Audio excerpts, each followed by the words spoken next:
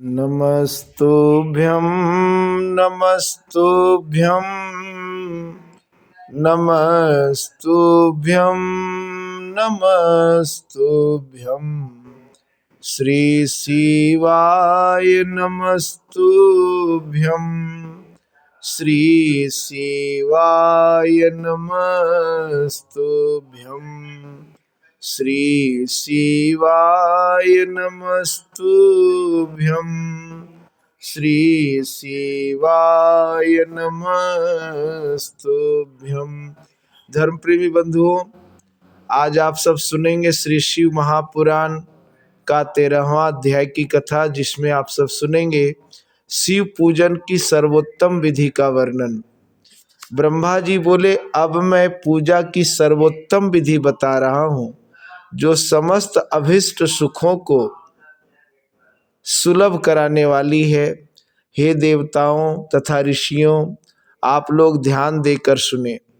उपासक को चाहिए कि वह ब्रह्म मुहूर्त में उठकर जगदम्बा पार्वती सहित भगवान शिव का स्मरण करे तथा हाथ जोड़ मस्तक झुकाकर भक्ति पूर्वक उनसे इस प्रकार कहे, हे देवेश्वर, उठिए उठिए, मेरे हृदय में शयन करने वाले देवता उठिए। हे उमाकांत, उठिए और ब्रह्मांड में सबका मंगल कीजिए। मैं धर्म को जानता हूँ, किंतु मेरी उसमें प्रवृत्ति नहीं होती। मैं अधर्म को जानता हूँ, परंतु मैं उससे दूर नहीं हो पाता। हे महादेव, आप मेरे हृदय में स्थित होकर मुझे जैसी प्रेरणा देते हैं वैसा ही मैं करता हूँ। उत्तिष्ठोत्तिष्ठ देवेश, उत्तिष्ठ हृदयेशय, उत्तिष्ठ त्वमु मा स्वामिन् ब्रह्मांडे मंगलम कुरु। जानामि धर्मम न च मे प्रवृत्तिर्जानाम्य धर्मम न च मे निवृत्तिः। त्वया महादेव हृदि स्थितेन यथा नियुक्तोस्मि तथा करोमि। भक्ति पूर्वक यह वचन कहकर और गुरु के चरणों का स्मरण करके गांव से बाहर दक्षिण दिशा में मलमूत्र का त्याग करने के लिए जाए। इसके बाद मिट्टी और जल से शरीर की शुद्धि करके दोनों हाथों और पैरों को धोकर दंत धावन करे। सूर्योदय होने से पहले ही दतौन करके मुंह को 16 बार जल की अंजलियों से धोए। हे देवताओं तथा ऋषियों, षष्ठी प्रतिपदा, अमावस्या और नवमी तिथियों तथा रविवार के दिन शिव भक्त को यत्न पूर्वक दतौन को त्याग देना चाहिए। षष्ठी, प्रतिपदा, अमावस्या, नवमी और रविवार, इन दिनों को दतौन त्याग देना चाहिए। जो शिव भक्त हैं उनको अवकाश के अनुसार नदी आदि में जाकर अथवा घर में ही भली भांति स्नान करे। मनुष्य को देश और काल के विरुद्ध स्नान नहीं करना चाहिए। रविवार, श्राद्ध, संक्रांति, ग्रहण, महादान, तीर्थ, उपवास दिवस अथवा शौच प्राप्त होने पर मनुष्य गर्म जल से स्नान न करे। शिव भक्ति से युक्त मनुष्य तीर्थ आदि में प्रवाह के सन्मुख होकर स्नान करे। जो नहाने के पहले तेल लगाना चाहे उसे विहित एवं निषिद्ध दिनों का विचार करके ही तैलाभ्यंग करना चाहिए। जो प्रतिदिन नियम पूर्वक तेल लगाता हो उसके लिए किसी भी दिन तैलाभ्यंग करना दोषपूर्ण नहीं है, अथवा जो तेल इत्र आदि से वासित हो उसका लगाना किसी भी दिन दूषित नहीं है। श्राद्ध, ग्रहण, उपवास और प्रतिपदा के दिन तेल नहीं लगाना चाहिए। सरसों तेल ग्रहण को छोड़कर किसी भी दिन दूषित नहीं होता। सरसों तेल ग्रहण को छोड़कर के बाकी किसी भी दिन दूषित नहीं होता। इस तरह देश काल का विचार करके ही विधि पूर्वक स्नान करे। स्नान के समय अपने मुख को उत्तर अथवा पूर्व की ओर रखना चाहिए। उच्छिष्ट वस्त्र धारण करके स्नान कभी न करे। शुद्ध वस्त्र धारण करके इष्ट देव का स्मरण करते हुए स्नान करना चाहिए। जिस वस्त्र को दूसरे ने धारण किया हो तथा जिसे स्वयं रात में धारण किया गया हो, उससे तभी स्नान किया जा सकता है जब उसे धो लिया गया हो। इसके पश्चात देवताओं, ऋषियों तथा पितरों को तृप्ति देने वाला तर्पण करना चाहिए। उसके बाद धुला वस्त्र पहने और आचमन करे। हे श्रेष्ठ द्विजों, तदंतर गोबर आदि से लीप पोत कर स्वच्छ किए हुए शुद्ध स्थान में जाकर वहां सुंदर आसन की व्यवस्था करे। वह आसन विशुद्ध काष्ठ का बना हुआ, पूरा फैला हुआ तथा चित्रमय होना चाहिए। ऐसा आसन संपूर्ण अभिष्ट फलों को देने वाला है। उसके ऊपर बिछाने के लिए यथा योग्य मृग चर्म आदि ग्रहण करे। शुद्ध बुद्धि वाला पुरुष उस आसन पर बैठकर भस्म से त्रिपुंड लगाए। त्रिपुंड से जप, तप तथा दान सफल होते हैं। भस्म के अभाव में त्रिपुंड का साधन जल आदि बताया गया है। इस तरह त्रिपुंड करके मनुष्य रुद्राक्ष धारण करे और अपने संध्योपासना आदि नित्य कर्म का संपादन करके पुनः शिव की आराधना करे। तत्पश्चात 3 बार मंत्र पूर्वक आचमन करे अथवा गंगा बिंदु ऐसा उच्चारण करते हुए 1 बार आचमन करे। तत्पश्चात वहां शिव की पूजा के लिए अन्न और जल लाकर रखे। दूसरी कोई भी जो वस्तु आवश्यक हो उसे यथाशक्ति जुटाकर अपने पास रखे। इस प्रकार पूजन सामग्री का संग्रह करके वहां धैर्य धारण करके जल, गंध और अक्षत से युक्त एक अर्घ्य पात्र लेकर उसे दाहिने भाग में रखे। उससे उपचार की सिद्धि होती है। फिर गुरु का स्मरण करके उनकी आज्ञा लेकर विधिवत सकाम संकल्प करके पराभक्ति से सपरिवार शिव का पूजन करे। एक मुद्रा दिखाकर सिंदूर आदि उपचारों द्वारा सिद्धि बुद्धि सहित विघ्नहारी गणेश का पूजन करे। लक्ष्य और लाभ से युक्त गणेश जी का पूजन करके उनके नाम के आदि में प्रणव तथा अंत में नमः जोड़कर नाम के साथ चतुर्थी विभक्ति का प्रयोग करते हुए नमस्कार करे। ओम गणपतिये नमः अथवा ओम लक्ष्य लाभ युताय सिद्धि बुद्धि सहिताय गणपतिये नमः।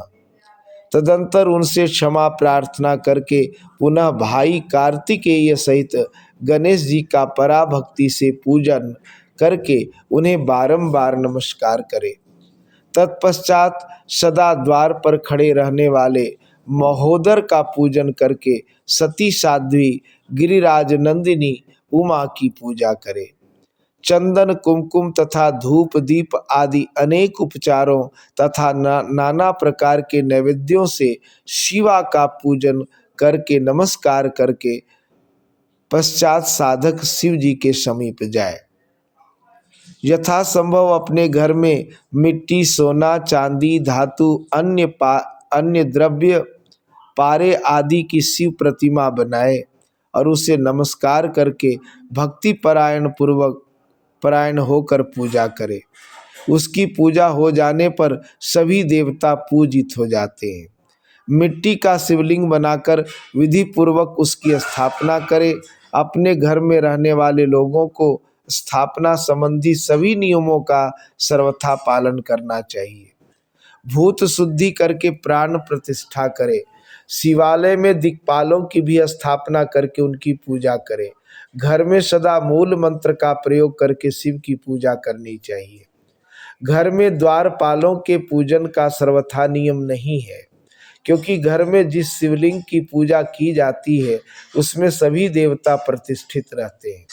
घर पर होने वाली शिव की पूजा के समय अंगों सहित तथा सपरिवार उन सदा शिव का आवाहन करके पूजन किया जाए, ऐसा कोई नियम नहीं है। भगवान शिव के समीप ही अपने लिए आसन की व्यवस्था करे। उस समय उत्तराभिमुख बैठकर आचमन करे। उसके बाद दोनों हाथों का प्रक्षालन करके प्राणायाम करे। प्राणायाम काल में मनुष्य को मूल मंत्र की 10 आवृत्तियां करनी चाहिए। हाथों से 5 मुद्राएं दिखाए, यह पूजा का आवश्यक अंग है। इन मुद्राओं का प्रदर्शन करके ही मनुष्य पूजा विधि का अनुसरण करे। तदंतर वहां दीप निवेदन करके गुरु को नमस्कार करे और पद्मासन या भद्रासन बांधकर बैठे अथवा उत्तानासन या पर्यंकासन आश्रय लेकर सुखपूर्वक बैठे और पुनः पूजन का प्रयोग करे। पुराने समय में तो पत्थर की बटिया की ही श्रद्धा पूर्वक पूजा करके लोग भवसागर से पार हो जाते थे। यदि वे शुद्ध रूप में स्वयमेव घर में विद्यमान हैं तो उसके लिए कोई नियम की आवश्यकता नहीं। तत्पश्चात अर्घ्य पात्र से उत्तम शिवलिंग का प्रक्षालन करे। मन को भगवान शिव से अन्यत्र न ले जाकर पूजा सामग्री को अपने पास रखकर निम्नांकित मंत्र समूह से महादेव जी का आवाहन करे। जो कैलाश के शिखर पर निवास करते हैं, पार्वती देवी के पति हैं, समस्त देवताओं से उत्तम हैं, जिनके स्वरूप का शास्त्रों में यथावत वर्णन किया गया है, जो निर्गुण होते हुए भी गुण रूप हैं, जिनके 5 मुख 10 भुजाएं और प्रत्येक मुखमंडल में 3-3 नेत्र हैं, जिनकी ध्वजा पर वृषभ चिन्ह अंकित है, जिनके अंग की कांति कर्पूर के समान गौर है, दिव्य रूपधारी चंद्रमा रूपी मुकुट से सुशोभित तथा सिर पर जटाजूट धारण करने वाले हैं, जो हाथी की खाल पहनते हैं और व्याघ्र चर्म ओढ़ते हैं, जिनका स्वरूप शुभ है, जिनके अंगों में वासुकी आदि नाग लिपटे रहते हैं, जो पिनाक आदि आयुध धारण करते हैं, जिनके आगे 8 सिद्धियां निरंतर नृत्य करती रहती हैं, भक्त समुदाय जय जयकार करते हुए जिनकी सेवा में लगे रहते हैं, दुस्सह तेज के कारण जिनकी ओर देखना भी कठिन है, जो देवताओं से सेवित हैं, जो संपूर्ण प्राणियों को शरण देने वाले हैं, जिनका मुखारबिंद प्रसन्नता से खिला हुआ है, वेदों और शास्त्रों ने जिनकी महिमा का यथावत गान किया है, विष्णु और ब्रह्मा भी सदा जिनकी स्तुति करते रहते हैं, तथा जो भक्त वत्सल है, उन परमानंद स्वरूप शिव का मैं आवाहन करता हूँ। इस प्रकार सांब शिव का ध्यान करके उनके लिए आसन दे। चतुर्थ्यंत पद से ही क्रमशः सब कुछ अर्पित करे। सांबाय सदा शिवाय नमः आसनम समर्प्यामि। तत्पश्चात भगवान शंकर को पाद्य अर्घ दे।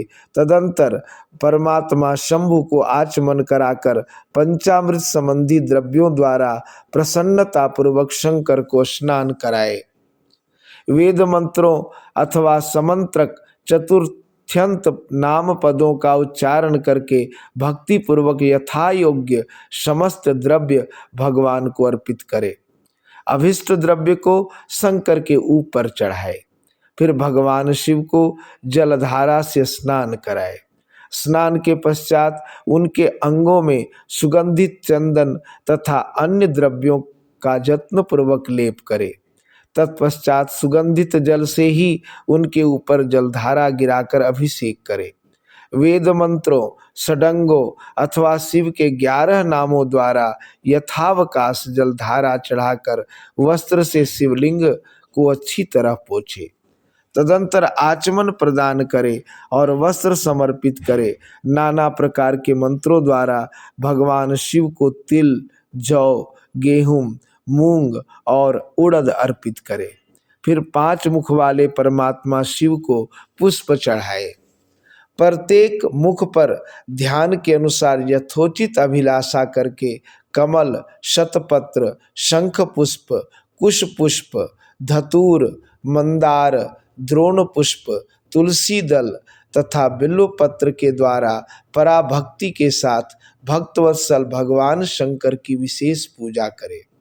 अन्य सब वस्तुओं का अभाव होने पर शिव को केवल बिल्व पत्र ही अर्पित करे। बिल्व पत्र समर्पित होने से ही शिव की पूजा सफल होती है। तत्पश्चात सुगंधित चूर्ण तथा सुवासित उत्तम तैल, इत्र आदि विविध वस्तुएं बड़े हर्ष के साथ भगवान शिव को अर्पित करें। तदंतर प्रसन्नता पूर्वक गुग्गुल और अगरु आदि से धूप निवेदित करे। तदंतर शंकर जी को घृतपूर्ण दीपक दे। इसके बाद निम्न मंत्र से भक्ति पूर्वक पुनः अर्घ्य दे और भक्ति भाव से वस्त्र द्वारा उनके मुख का मार्जन करे। हे शंकर, आपको नमस्कार है। आप इस अर्घ्य को स्वीकार करके मुझे रूप दीजिए, यश दीजिए, सुख दीजिए और भोग और मोक्ष फल प्रदान कीजिए। कार्ये द्वावतो भक्त्या वस्त्रेण मुखमार्जनम रूपम देहि यशो देहि भोगम देहि च शंकर। इसके पश्चात प्रेम पूर्वक शीघ्र आचमन कराए। तदंतर सांगोपांग तांबूल बनाकर शिव को समर्पित करे। इसके अनंतर 5 बत्ती का आरती बनाकर भगवान को दिखाए। पैरों में 4 बार, नाभि मंडल के सामने 2 बार, मुख के समक्ष 1 बार तथा संपूर्ण अंगों में 7 बार आरती दिखाए। आरती दिखाने की यही प्रक्रिया है। पैरों में 4 बार, नाभि मंडल में 2 बार, मुख के समक्ष 1 बार, 4, 2, 6, 1, 7, फिर संपूर्ण अंगों में 7 बार आरती दिखाए, यानी पूरे 14 बार। तत्पश्चात यथोक्त ध्यान करके मंत्र का उच्चारण करे। बुद्धिमान मनुष्य को गुरु के द्वारा बताए गए नियम के अनुसार ही मंत्र का जप करना चाहिए, अथवा अपने ज्ञान के अनुसार जितनी संख्या में हो सके उतनी संख्या में ही मंत्रों का विधिवत उच्चारण करें। प्रेम पूर्वक नाना प्रकार के स्तोत्रों से वृषभध्वज शंकर की स्तुति करे। तत्पश्चात धीरे धीरे शिव की परिक्रमा करे। इसके बाद भक्त पुरुष साष्टांग प्रणाम करे और शिव की प्रसन्नता के लिए उन परमेश्वर शंकर को इस अज्ञान से या जानबूझकर जो पूजन आदि में किया है वह आपकी कृपा से सफल हो। हे मृड, मैं आपका हूँ, मेरे प्राण सदा आप में लगे हुए हैं, मेरा चित्त सदा आपका ही चिंतन करता है। ऐसा जानकर हे गौरीनाथ, हे भूतनाथ, आप मुझ पर प्रसन्न होइए। हे प्रभु, धरती पर जिनके पैर लड़खड़ा जाते हैं उनके लिए भूमि ही सहारा है। इसी प्रकार जिन्होंने आपके प्रति अपराध किए हैं उनके लिए भी आप ही शरणदाता है। इस प्रकार बहुविधि प्रार्थना करके उत्तम विधि से पुष्पांजलि अर्पित करने के पश्चात पुनः भगवान को बार बार नमस्कार करें। तत्पश्चात यह बोलकर विसर्जन करना चाहिए, हे देवेश, हे प्रभु, अब आप परिवार सहित अपने स्थान को जाएं। नाथ, जब पूजा का समय हो तब पुनः आप आदर पूर्वक पधारें। पुष्पांजलिम समाप्यैर्व पुनः कुर्यान्नतिं मुहुः स्वस्थानं गच्छ देवेश परिवार युतः प्रभो पूजा काले पुनर्नाथ त्वया गंतव्यमादरात्। इस प्रकार भक्तवत्सल शंकर की बारंबार प्रार्थना करके उनका विसर्जन करे और उस जल को अपने हृदय में लगाए तथा मस्तक पर चढ़ाए। हे ऋषियों, इस तरह मैंने शिव पूजन की सारी विधि बता दी जो भोग और मोक्ष को देने वाली है। अब आप लोग और क्या सुनना चाहते हैं? इस प्रकार श्री शिव महापुराण के अंतर्गत द्वितीय रुद्र संहिता के प्रथम सृष्टि खंड में सृष्टि उपाख्यान में शिव पूजन वर्णन नामक 13वां अध्याय पूर्ण हुआ। नमस्तुभ्यं नमस्तुभ्यं नमस्तुभ्यं नमस्तुभ्यं श्री शिवाय नमस्तुभ्यं श्री शिवाय नमस्तुभ्यम। तो ये था 13वां अध्याय, और कल आप सब सुनेंगे 14वां अध्याय, जिसमें आप सब सुनेंगे विभिन्न पुष्पों, अन्नों तथा जलादि की धाराओं से शिव जी की पूजा का महात्म्य। आज के लिए इतना ही। धन्यवाद।